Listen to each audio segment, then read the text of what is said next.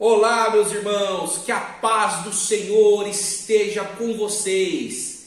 Esta é a quinta aula sobre dízimos, as riquezas de Deus, com um plus sobre o tema dízimos que foram destinados e oficializados aos levitas, lá no livro de Números, capítulo de número 18, versículo de número 16, nós vimos na última aula que até os levitas, aqueles que serviam ao Senhor no templo, devolviam o dízimo do dízimo.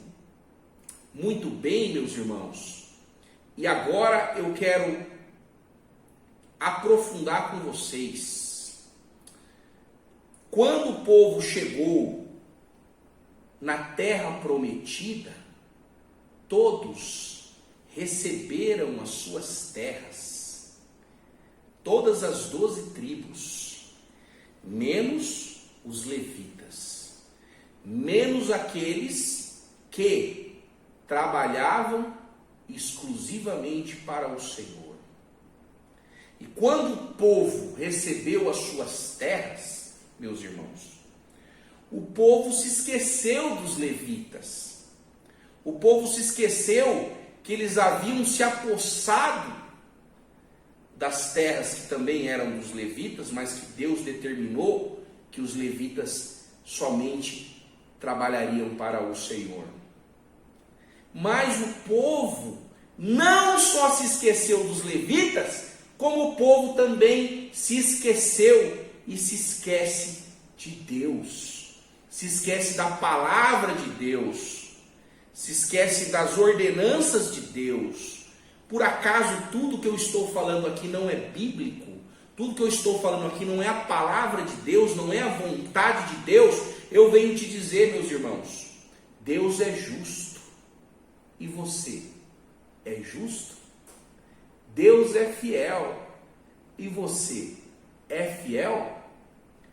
Você segue o Deus que está na sua palavra?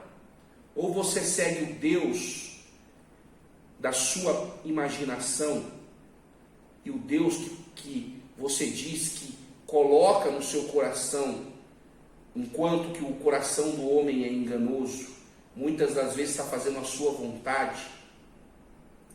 Então eu venho dizer nesta aula, o povo foi omisso, o povo foi negligente com os levitas, o povo foi mesquinho e o povo foi avarento. E hoje, meus irmãos, nós somos omissos? Nós somos negligentes? Nós somos mesquinhos e avarentos? Por que você está dizendo isso, Pedro?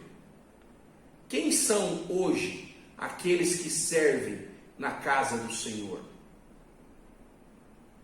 Quantos consideram pastores, exploradores, aproveitadores? E eu pergunto a você, meu irmão, este ofício, que é um ofício sagrado, os pastores são médicos da alma, são médicos espirituais. É uma designação de Deus. É uma missão dada por Deus, assim como foi dada para os levitas. Quem são os sacerdotes de hoje? Por acaso não são os pastores, os presbíteros, os apóstolos, os bispos? Muito bem. Muitos acham que muitos pastores trabalham o dia inteiro, não na obra do Senhor, mas trabalham o dia inteiro, das 8 às 18, como você, para poder manter a sua casa. Muito bem, muitos vai achar injusto um pastor ter uma remuneração. Mas veja bem, assim como o povo de Israel, você pode adquirir terras, você pode comprar terreno, você pode trabalhar onde você quiser, você sonha em ser promovido, você sonha em crescer, você sonha em empreender, você sonha em ter a sua empresa, você sonha em ter o seu negócio, você sonha em viajar, você sonha em comprar casa na praia, você sonha em ter helicóptero, avião. Nada disso é proibido. Deus não proibiu você de sonhar. Deus não proibiu você de conquistar. Mas quantas das vezes, meus irmãos, que o povo tem perecido, que o povo não tem sido abençoado, porque o povo esqueceu daquele que dá as terras, daquele que cumpre as promessas, e principalmente daqueles que trabalham na obra do Senhor. Assim como o povo foi negligente. Mas Pedro, o que Paulo diz sobre isso? Eu quero trazer vocês agora para a primeira carta de Paulo aos Coríntios, capítulo de número 9. Olha o que Paulo está dizendo. Esta é a minha defesa para os que me condenam. Paulo estava sendo condenado. Não temos nós direito de comer e beber? Por acaso, meus irmãos, um pastor não tem o direito de ir no mercado fazer uma compra para sua casa, para sua família? Por acaso, um pastor não precisa se vestir? Por acaso, um pastor não precisa comprar material escolar para os seus filhos? Por acaso, um pastor não pode ter um carro para fazer a missão, para trabalhar na obra? Como é que um pastor abastece o seu carro? Como é que um pastor faz visita? Como é que um pastor vai se dedicar ao gabinete pastoral para atender as ovelhas que precisam de ajuda, de oração, que precisam ser ouvidas, que precisam ser aconselhadas? Como é que um pastor vai subir no púlpito se ele não teve tempo para estudar? Como é que um pastor, ou você acha que o pastor sobe no púlpito e ele não precisou se dedicar horas e horas de estudo sobre aquela palavra que Deus colocou no coração dele? E aquele que precisa pregar 4 vezes na semana, tem que ministrar 4 cultos, como que ele faz? Tendo esposa, tendo os filhos, tendo esposo, como que ele faz? Trabalhando das 8 às 18, como que ele faz, meu irmão? Por acaso ele não é este operário que trabalha na casa do Senhor? E olha o que Paulo está dizendo. Não temos nós direito de levar conosco uma esposa crente, como também os demais apóstolos, irmãos do Senhor e Cefas? Ou só eu e Barnabé que não temos direito de deixar de trabalhar? Até Paulo estava dizendo, só eu e Barnabé não temos direito de deixar de trabalhar? A palavra de Deus é a mesma ontem, hoje e sempre. Olha o que ele fala no versículo 14, ainda no capítulo de número 9 da primeira carta de Paulo aos Coríntios. Assim ordenou também o Senhor aos que anunciam o Evangelho, que vivam do Evangelho. Mas muitos vão achar que os pastores são aproveitadores, que são exploradores e que não são dignos de um salário.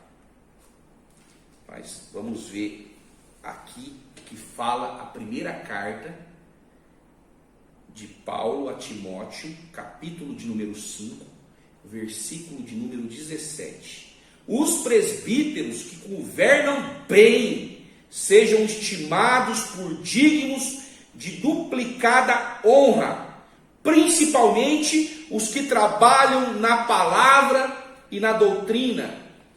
Algumas Bíblias vão dizer que seja digno de salário dobrado aqueles que trabalham no ministério da palavra, da pregação e no ministério do ensino. Mas como que o pastor vai exercer o seu ministério se ele precisa ter uma jornada integral em uma empresa ou como autônomo? Muitos trabalham meio período e os outros meio período se dedicam à igreja. Mas hoje, meus irmãos, um pastor que trabalha o dia inteiro, ai desse pastor, se ele demorar 1 hora para responder um WhatsApp, aí o pastor tem 100 ovelhas no grupo. Ah, desse pastor, se ficar 2 horas sem responder o WhatsApp. Como, meus irmãos? Como um pastor que tem 200, 300 ovelhas, 200 fiéis, 500 fiéis, vai conseguir dar conta de WhatsApp o tempo todo, as pessoas mandando mensagem, pedindo oração? Como, meus irmãos? Me digam como. Muito bem, existe esses guerreiros e essas guerreiras. Mas assim também diz, porque diz a Escritura, não ligarás a boca do boi que debulha, e é digno o obreiro do seu salário. Então, meus irmãos, nós temos que tirar todo preconceito, todo julgamento, toda acusação. Sabe por quê? Porque essa daqui é a palavra de Deus.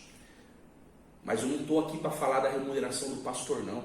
Eu estou para falar dos custos que existem na obra de Deus. O dízimo vai para onde, Pedro? Para onde que vai o dízimo? O dízimo todo, ele é investido na igreja. O dízimo inteiro, ele é investido na igreja. Custo fixo, água, energia elétrica, telefone, internet. A igreja tem investimentos como construção, como reformas, como melhorias, como compra de equipamentos. Na parte de despesa com culto, tem toalhas, tem pão, tem suco de uva, tem flores, tem ornamentação, tem decoração. As despesas com ministério, tem vestimenta, tem material pedagógico, tem brinquedos, tem instrumentos musicais, ações comunitárias, remuneração. Quer dizer, também existe igrejas que têm secretária, ou o pastor, além de trabalhar, tem que fazer todo o serviço administrativo, todo o serviço de tesouraria. Quem que vai fazer isso? A igreja tem que fazer o trabalho social, o trabalho de promoção humana. Tem os pobres, tem os idosos, tem as crianças, tem os dependentes químicos. Como que uma igreja vai conseguir criar uma fazenda de recuperação, um sítio de recuperação, uma chácara de recuperação, um local para idoso?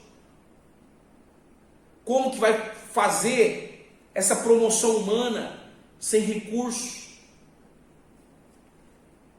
Tem também a área missionária, ajuda de custo com missionários que vão para outros lugares, missionários que vêm de outros ministérios. Tem a área vocacional, formação, como que a igreja vai formar líderes, como que a igreja vai formar auxiliares, como que a igreja vai promover estudos, comprar livros, cursos, para formar novos levitas, para formar novos servos da casa do Senhor. Meus irmãos, o dízimo é uma instituição divina.